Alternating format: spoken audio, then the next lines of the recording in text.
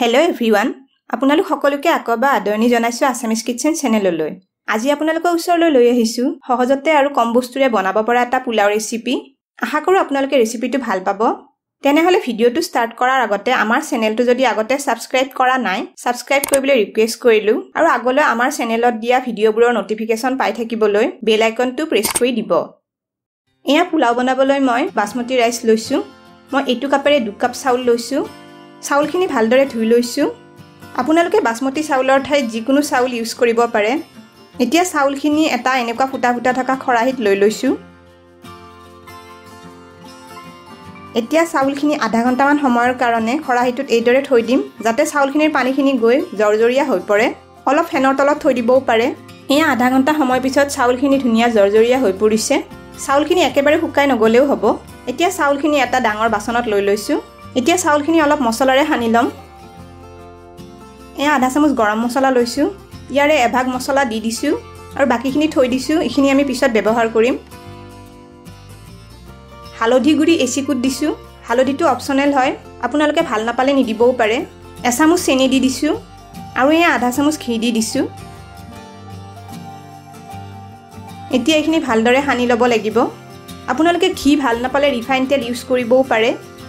মই পোলাও বনালে আগতীয়াকৈ এইদৰে অলপ মছলা আৰু ঘি দি সানি থওঁ।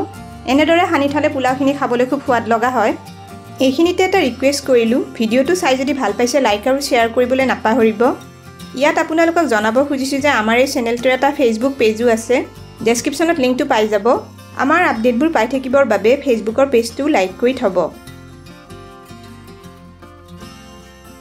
এতিয়া এইখিনি 10-15 মিনিট সময়ৰ কাৰণে থৈ দিব লাগিব। 15 মিনিট সময়ৰ পিছত এটা কুকাৰ গেছত বহাই দিছো। এয়া ৰিফাইন তেল 4 চামুচমান দি দিছো। আধা চামুচ ঘি দি দিছো। আপোনালোকে ঘি দিব নুখুজিলে অকল ৰিফাইন তেলতে পোলাওখিনি বনাব পাৰে, কিন্তু ঘি দিলে পোলাওৰ গোন্ধটো ভাল লগা হয়। এয়া কেইটামান গোটা জিৰা দি দিছো। এটা তেজপাত দিছো আৰু এয়া কেইটামান গোটা গৰম মছলা দি দিছো। ইয়াত 3টামান ইলাচি, কেইটামান লং আৰু 2 ডালচেনি আছে। এতিয়া এটা মিহিকৈ কাটি লোৱা পিয়াজ দি দিছো। এতিয়া এইখিনি অলপ লৰাই লৰাই ভাজি ল'ব লাগিব। জুইটো একেবাৰে কমাই থব লাগিব কাৰণ কুকাৰ কেৰাহীতকৈ বেছি গৰম হৈ যায়। এতিয়া আধা চামুচ আদা নহৰু পেষ্ট দি দিছো। এতিয়া এইখিনি 2 মিনিটমান সময় কেঁচা গোন্ধটো যোৱালৈ ভাজি ল'ব লাগিব। এতিয়া অলপ কাটি লোৱা গাজৰ আৰু বিন দি দিছো। এইখিনি লৰাই 1 মিনিটমান সময় ভাজি ল'ব লাগিব। এতিয়া কেইটামান কাজু দি দিছো। গোটেইখিনি লৰাই আৰু 1 মিনিটমান সময় ভাজি ল'ব লাগিব। আপোনালোকে কাজু নাথাকিলে নিদিয়াকৈ বনাবও পাৰে। মোৰ ঘৰত আছিল বাবে 2টামান কাজু দি দিলো।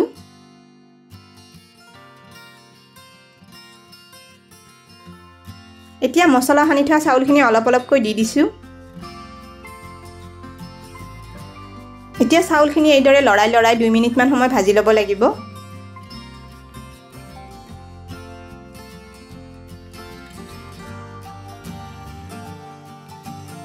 একেবাৰে অকমান নিমখ দি দিছো। পোলাওত নিমখ দিওঁতে একেবাৰে কমকৈ দিব লাগে কাৰণ পোলাওৰ লগত আমি মাংস, পনীৰ বা যি চব্জি খাওঁ তাত নিমখ থাকে। এতিয়া নিমখখিনিও ভালদৰে মিক্স কৰি দিছো।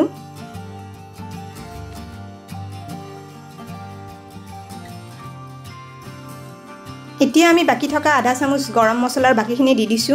এইখিনি অলপ লৰাই দিছো। এইখিনি আৰু এতিয়া বেছিকৈ ভাজিব নালাগে। এতিয়া চাউলখিনিত আমি পানী দি ল'ম। এয়া মই চাউল জোখা কাপটোৰে 2 কাপ আৰু অকমান পানী দি দিছো। পোলাও বনালে চাউলত বেছিকৈ পানী দিব নালাগে। খালি চাউলখিনি অকমান ডুব যোৱাকৈ পানীটো দিলেই হৈ যায়। নহলে বেছিকৈ পানী দিলে চাউলখিনি ভাতৰ নিচিনা হৈ যাব। এইখিনি এতিয়া ভালদৰে পানীখিনিৰ লগত মিলাই দিছো।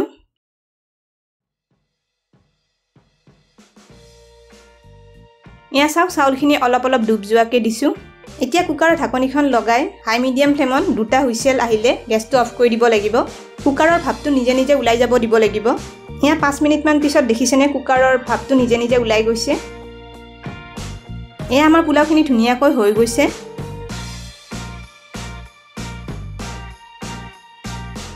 পোলাওখিনিৰ চাউলখিনি একেবাৰে এটা এটা হৈছে, একেবাৰে বেছিকৈ সিজি যোৱা নাই। তেনেহলে আপোনালোকে এইদৰে সহজতে পোলাও বনাই চাব পাৰে আৰু কেনে পালে কমেন্ট কৰি জনাব। স্ক্ৰিনত দেখা পোৱা ৰেচিপিকেইটা চাবলৈ মই ৰিকমেণ্ড কৰিলো। ভিডিওকেইটা চাবলৈ ৰেচিপিটোৰ ফটোখনৰ ওপৰত ক্লিক কৰিলেই হ'ল। তেনেহলে আজিলৈ আহিছো। আকৌ লগ পাম আৰু এটা নতুন ৰেচিপিৰ সৈতে।